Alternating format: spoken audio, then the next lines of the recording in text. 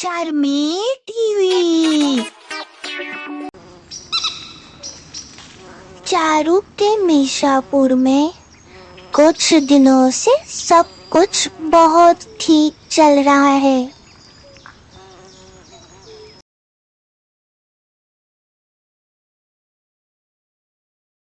आज रामू काका सभी को पुराने किस्से सुना रहे थे। अरे रामू काका, ये नहीं, आप हमें कुछ ऐसा बताइए ना कि अगर आपने कभी अपने जीवन में कोई भूत या ऐसा कोई अनुभव किया हो तो। कभी क्या, मैंने तो हमारे मिर्जापुर में ही ये अनुभव किया है। वो रात में कभी नहीं भूल सकता। आज भी जब वो बात याद करता हूँ तो रूह कांप उठती है मेरी। वह घटना तो कोई भी सुनता है उसका दिल दहल जाता है। वो मनहूस काली रात मुझे आज भी याद है। उसका एक एक पल मुझे हूबहू याद है। उस रात को गांव में सब कुशल मंगल था। बच्चे खेल रहे थे, औरतें बातचीत कर रही थी, सब कुछ ठीक ही था। फिर जैसे ही रात गुजरने लगी और गांव में सिर्फ सभी आदमी बैठकर बातें कर रहे थे और हंसी मजाक चल रहा था कि तभी राजेश कहता है, मैं अभी आता हूँ, मुझे कुछ काम याद आ गया, अभी आया।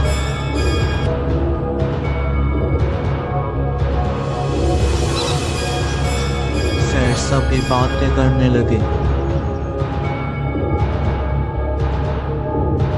और थोड़ी देर बाद चुटकी वहां आई। रमेश चाचा, आपने मेरे पापा को देखा? माँ ने बुलाया था पर अभी तक नहीं आए। आप उन्हें कहिए कि उन्हें घर पर कोई बुला रहा है। अरे बस तो कब का चला गया है। नहीं, पापा अभी तक तो घर नहीं आए। अरे रमेश और शर्मा, तुम दोनों इस बच्चे के साथ जाओ जरा और देखो राजेश कहाँ गया है। ठीक है ठाकुर जी, जैसा आप कहे। फिर वो तीनों राजेश को ढूंढने चले जाते हैं।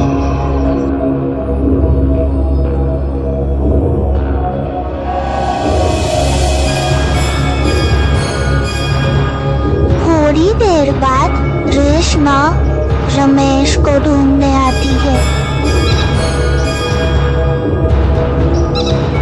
अरे क्या हुआ बेटा?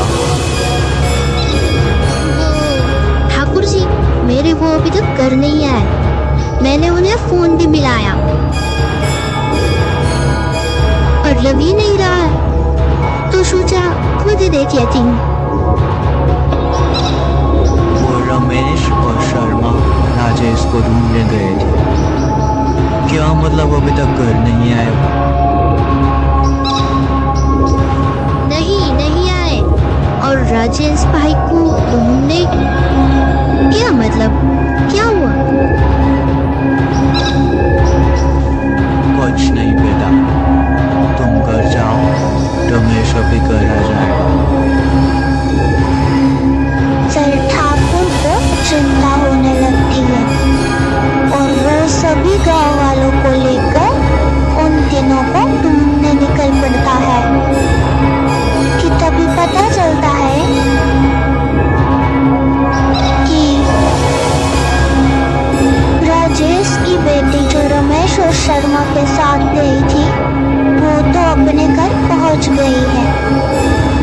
फिर वो सब ढूंढते ढूंढते जंगल के तरफ जाते हैं। तभी वहाँ रास्ते में उन तीनों के जूते, रुमाल, घड़ी और कुछ खून के धब्बे भी दिखते हैं। तभी ठाकुर उस रास्ते पर जाकर देखने लगता है कि तभी अचानक उसे एक सफेद साड़ी वाला साया दिखता है। वो साया जल्दी से ठाकुर का पीछा कर रहा था और ठाकुर भागने लगता है। और जैसे ही वो रास्ता खत्म होता है कि वो साया वहीं रुक जाता है।